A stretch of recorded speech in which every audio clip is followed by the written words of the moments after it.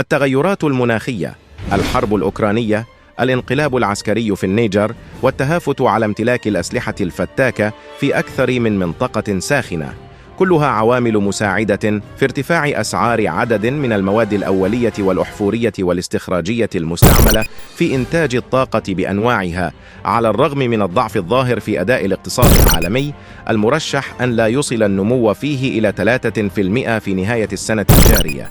اليورانيوم الذي يسيطر عليه عدد محدود من المنتجين في العالم هو من المواد الأولية الأساسية التي ارتفعت أسعارها إلى $57 للرطل في نهاية يوليو تموز الماضي، بعدما كان السعر يدور حول $33 قبل عامين. فقد ارتفع الطلب فجأة لأسباب جيوسياسية وجيواقتصادية. ليس سرا إن كانت فرنسا تدافع عن آخر قلاعها في أفريقيا للحفاظ على هذه الامتيازات المعدنية، فالنيجر وحدها تزود نحو 25% من حاجات المفاعلات النووية داخل الاتحاد الأوروبي، وتشمل 56 محطة في فرنسا وحدها، في وقت تعطلت الإمدادات من روسيا بسبب الحرب والعقوبات. ظهر المغرب بشكل مفاجئ على خريطة المنتجين الجدد المحتملين لليورانيوم بفضل المخزون الضخم من الفوسفات ومشتقاته التي تقدر بنحو 73% من الاحتياط العالمي، وتكفي مئات السنين بإنتاج سنوي يقدر ب40 مليون طن من الصخور الفوسفاتية، تسمح باستخراج مشتقات مثل الأسمدة لحساب الزراعة، واليورانيوم لإنتاج الطاقة الزرقاء من الحامض الفوسفوري الأصفر. ومن المتوقع أن يصبح المغرب عملاقاً عالمياً في إنتاج مادة اليورانيوم الحيوية التي من الممكن أن تتجاوز أكبر الاحتياطات العالمية التي تمتلكها أستراليا ب3 أضعاف.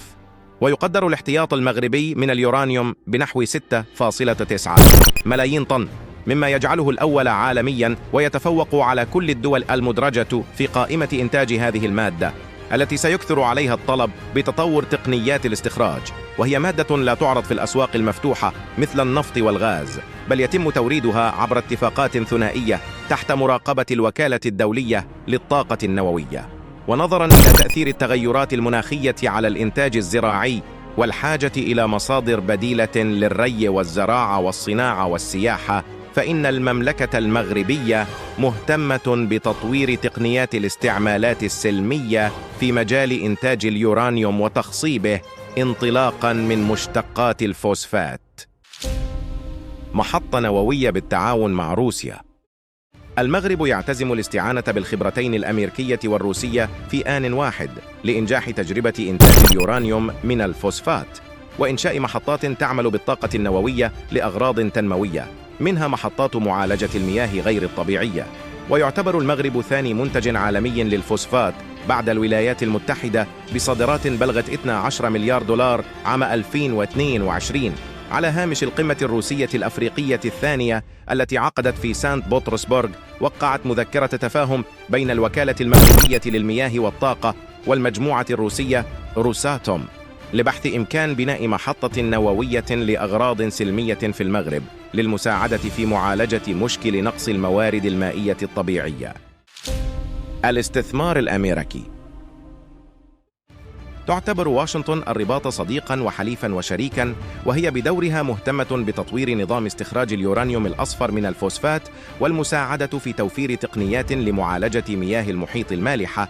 وتقدر الاستثمارات المرصودة لقطاع تحلية المياه بتقنيات جديدة نحو $40 مليار حتى عام 2050، وهي فرصة أمام الشركات الأمريكية للدخول إلى الأسواق الأفريقية عبر البوابة المغربية.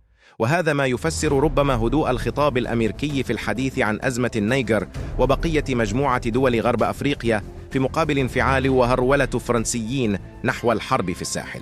قد يكون المغرب أحد الخيارات الأمريكية للتزود باليورانيوم على المدى المتوسط لتغطية الحصة الروسية، بسبب توفر المملكة على أكبر مخزون عالمي من مادة الفوسفات الأساسية لاستخراج الحامض الفوسفوري المنتج لليورانيوم.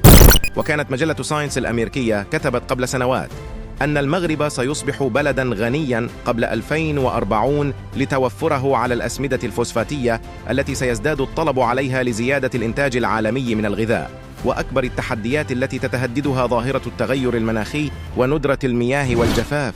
فهل يكون اليورانيوم سبباً في التشرذم الدولي أو يكون مدخلاً لتسريع التنمية في أفريقيا